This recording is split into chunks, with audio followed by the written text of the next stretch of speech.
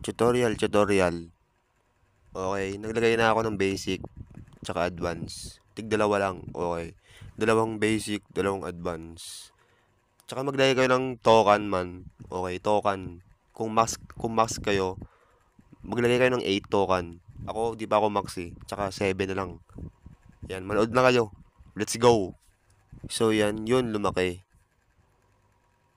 So ang gagawin natin dyan is, gagamitin natin ng shovel. I-delete natin yan. Okay.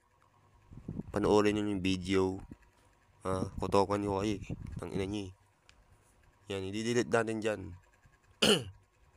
Okay, nakamali pa ako. Sorry. I-delete agad. Okay, wag nang ano. Yan. Yung fruit yung i-delete, wag yung plant. Baka magkamali kayo.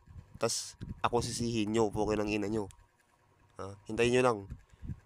Okay. Fast forward tayo. A few moments later. Yun. Diba? Lumaki. Okay. Ganun lang ka-basic man. Pag maglalagay kayo man, kung saan lumilipad yung token, doon nyo ilapag yung plant. Okay. Huwag kayo galaw ng galaw po. Tumayo lang kayo. Huwag kayong galaw ng galaw. Okay. Yan. Kita nyo yan. Maraming studs yan man. Okay. Napakalaki yan man. Ganun lang ka-basic man. Okay. Let's go. Thank you for watching.